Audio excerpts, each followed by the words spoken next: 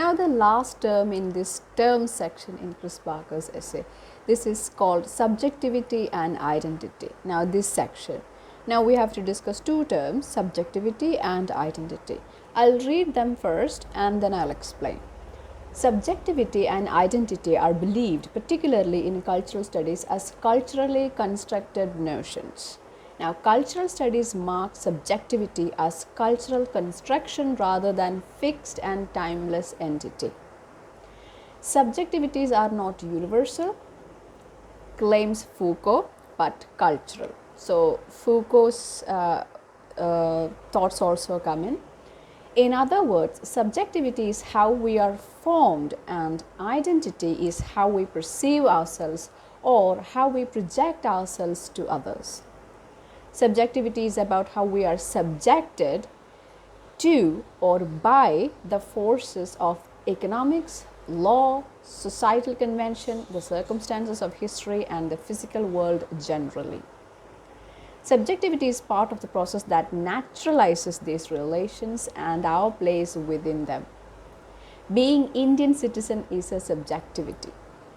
It's an example, okay? Or being an employee of a particular company is a subjectivity. Identity is different because it is how we perceive ourselves. Now, identity is the product of psychological and cultural processes by which we freely construct and express our senses of self.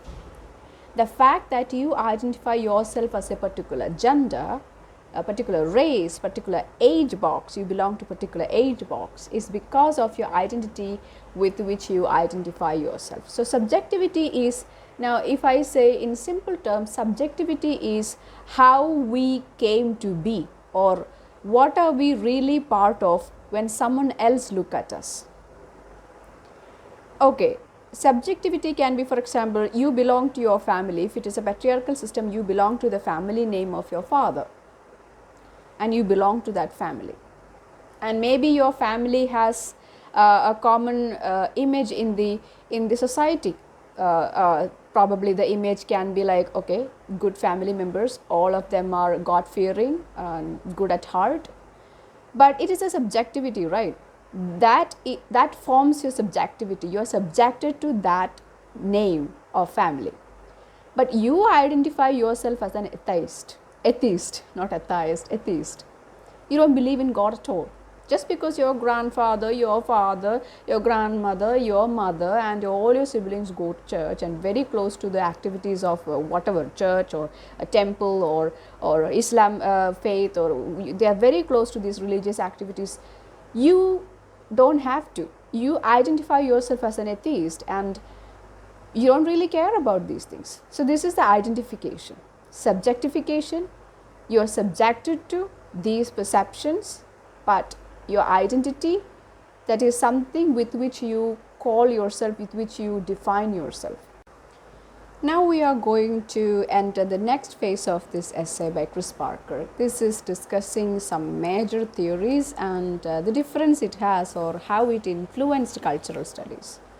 Now I want you to remember all the major theories that you came across in the previous semesters or in the last year of your BA days, because all those major theories are to be remembered now. You have to have a general understanding of all these theories because this will help you to understand the difference cultural studies has when you compare them both, or how cultural studies took some aspects from this theory in order to widen a particular part or particular scenario for further analysis, something like that. So first, Chris Barker mentions Marxism. Yes, we are all familiar with the Marxism, but do we know exactly what Marxism is? Now, if I ask you the differences between Marxism and socialism, anarchism, of course we know democracy, capitalism, do we really know the differences between these terms, or are they all similar with tiny little bit of differences? Now, in my understanding, and also this understanding is based on some readings and some explanation that I found in the website. Also, M.A. Habib's book is really helpful. please, if you have a soft copy, please read that as well. Now, Marxism and we know that Karl Marx, he wanted to present his theory against capitalism, because capitalism is based on profit making. Capitalism only favors those who own property, those who own the means of production. For example, if you're talking about factories, capitalism favors the factory owners, it doesn't favor the laborers. So all that surplus labor, the service that, not service, that manual labor the laborer does, it is a profit for the owner of the factory. So capitalism favors the rich, and the gap between the rich and the poor is widening, is keeping on widening in capitalism. Capitalist society is not a healthy society, economically speaking. It's not a healthy society, especially for the middle class, or for the middle class. They call middle class bourgeois, because bourgeois are the people who own these factories. These are I correct myself, capitalism is not a healthy system for the working class people. Now, we are talking about the European society. Coming to India, we have other issues as well. Caste also comes in. So let's discuss these ideas based on the European society. Now, what is socialism, or the difference it has with the Marxism? Most importantly, what is communism? Socialism, communism, Marxism, capitalism. So these are the terms we are going to discuss very quickly, and you have plenty of explanation videos in the YouTube. You can watch it, very clear, crystal clear videos, but I'll try to explain here now. Now, we know that capitalism is not good because it doesn't have a future, because when the rich become richer and the laborers suffer, there is nothing good that's going to happen in a society when a majority of the people suffer like that. Because majority people are happy means it is a happy country, but capitalism is not going to give that kind of upgraded lifestyle to a majority of the people. So yeah, capitalism is that, right? Now, communism in its purest form is an ideal. It's just a theory, because it's not yet proven practical. Because all these communist countries that we know, China, that we know, Russia was there once, and Cuba, all these communist countries, although we call it communist countries, they are not actually following communism, right? They are not communist countries, because they are socialist countries, because socialism is actually a neutral form between capitalism and communism. Now, capitalism, we discussed what is capitalism, because the people who on the factories or means of production, they are the rich people, and they have the power and the surplus labor from the laborers, that is the profit of the owners of the means of production. So they become richer and the poor becomes poorer. So that is capitalism, and it is private ownership as well. Communism is a stateless, moneyless, classless society where nobody works for money, nobody works for their own profit, nobody works to buy a house or own a car or build or buy real estate or anything like that. They just work to, it's like a Star Wars world or something like that, because this is a world in its purest form. A communist world would be like this: you and I working, but we're not getting paid, but our lifestyle will be improving, our facilities will be there, everything is provided by the same government. We are the government, and there is no corruption. Everybody is happy, and there is no differences between the rich or poor. Everyone is alike, and everything is standardized. That is communism. Now, Karl Marx, who belonged to working class, he believed in socialism.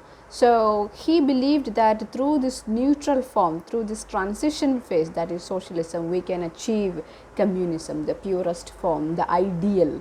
We can achieve communism. This is what Karl Marx believed, and you must understand that Karl Marx was helped by Engels at that time, and Engels was a capitalist. I mean, he belonged to the capitalist world, and it was Engels who helped Karl Marx to publish his work. So we can say that capitalism helped communism to get published, to get known to the people.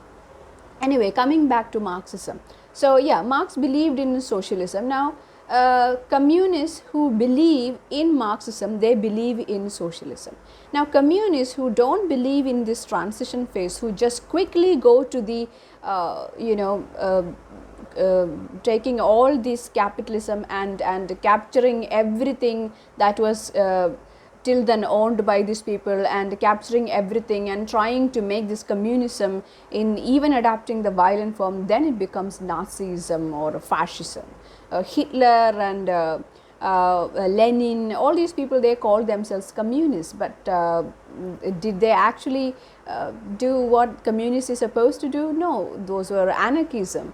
So by adopting violence, by adopting all these uncivilized methodologies, they tried to implement the ideals of communism, but it became Nazism and Nazi and fascism and things like that, and it was never pleasant at all, and we all know how it all ended and how it ruined the world, created even world wars. So this is how you should understand these complicated terms, and for a detailed description I want you to read Habib and have a clear concept about the differences between these things, and it will help you. You don't have to know everything about these things, just know the difference, that's more than enough. So again, going back, I did not mention socialism. So difference it has, socialism has with the capitalism is that capitalism, I told you that there are people who own factories, a private property, and based on profit. The society runs based on profit. Now socialism is that only this public services. See, for example, sometimes it is possible to relate these things with our present situation as well. Our government owns most of the public service scenarios, for example, health care and public transport. These things are owned by the government. So all these public areas, these scenarios, the services are owned by the government, and there are, yeah, of course private property is also there, but at least these things are shared property, we pay tax as well. So that is in a nutshell socialism. So socialist society is somewhat, it's a neutral society where, yes, this is, it's a modern approach. It's a bit neutral, it balances everything, and it is simply based on the economical equality. Now Marxism believes in this. It believes that through socialism we can reach communism. So communism is an extreme form. Marxism is it believes in this passage, in this journey to communism. Marxism always aims at communism. Socialism, it doesn't aim anything, it just lives in this balanced sharing of the property, and also a bit of a profit also there, a bit of sharing of the property is also there, so everyone is happy. And of course there are corruptions everywhere, but still socialist society is somewhat at least acceptable society for most of us. So all these communist countries, the so-called communist countries, they are actually socialist countries, because if you look at the functioning of these countries, they are actually socialist countries, they are not purely communist countries. So now you know the differences between these three terms, and Marx theorized this, and he tried to find the differences or the connections that everything has in our life. He tried to explain everything based on his theory. This is how he explained Marxism. For example, the concept, one concept he brings here was the base and superstructure. This is very easy to understand. Now I have given a diagram also for you to understand base and superstructure. Now what is base? I think you know what is base. Base is, the relations of production or means of production, these combined called base. Now, means of production means it can be factories, machinery, the land, anything that helps for production is means of production. What is relations of production? Relations of production means the relationship, these owners of the means of production and the laborers, the relationship between these two people, that is the relations of production. So, this combined form the base of the society, and it is based on this you have the superstructure. Superstructure can be anything, it can be art, culture, food, fashion, you have politics, you have ideology, everything is superstructure. In a nutshell, everything that we people dress up nicely and speak about and glorify, this all becomes superstructure. But we don't know that it is all based on the base itself. So, I will give you an example, then you will understand. Now, this is a very simple example, but still. Now, we know that for just imagine that there is this factory owner who has this cotton cloth mill, and he also or some of his friends own this land where cotton plantation is going on. So, you have base, you have cotton plantations, the land and the cloth factory, this is the base. Now, the product that is produced in this is cotton, the fabric, cotton fabric. So, superstructure is all these types of costumes that is made using this cotton fabric. There can be saris, there can be salwars, kurti, kurta, everything. So, it becomes later fashion, it becomes a costume, it becomes trend. People talk about it, actors wear it in films, and then it becomes something else, and you bring some embroidery, some other designs, and you try to bring some tribal motifs, regional pictures, you hand paint on it, it becomes another fashion, and there is discussion, there is fashion show, and conversation, communication about that, and it forms a culture that using or wearing cotton typically becomes or represents a particular community. For example, Indians, we are fond of wearing cotton, and it becomes superstructure. So, base, superstructure. It is because this base produces this product, or base has all this material, the superstructure is based on these things. Now, imagine if the land has not cotton plantation, but mulberry trees where silkworms are being nurtured there. So, silk is the product there. So, then the entire superstructure will be about silk clothes and how silk is used, and silk becomes the fashion, silk becomes an icon, the dress, or representing a culture, things like that. So, if you think like that, geisha culture, immediately we think of geisha, we think of their kimono, their heavy silk kimono, and it's because that country, China, had a lot of or Japan had a lot of, all these Asian countries had a lot of silk production at that time. Silk route, we had silk route as well. So, see these connections and everything, and silk was expensive. Geisha, she represented this expensive, luxurious, moving art. So, she had to wear silk. So, silk stood for something unattainable, something beyond, out of your league, but at the same time you can always look from a distance and admire, but not good for touching or getting dirty. So, it becomes a symbol there, a symbol of luxury. You can't afford luxury, you can't afford, but you can just admire from a distance, that's it. That becomes geisha, that becomes the entire meaning of it. So, there you go, this connection between base and superstructure, Marx's idea. So, he tried to explain this, whatever we see in a society based on these terms. So, he found these connections using his theory.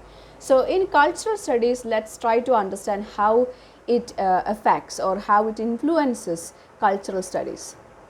Cultural studies believes that it is a mode of production that determines culture in a society. So, it is basically similar to Marxism. See, Marxism, as you know, believes in the means of production that should be controlled by working class people, which will eventually lead us into a purest communist society where it is stateless, moneyless, and classless.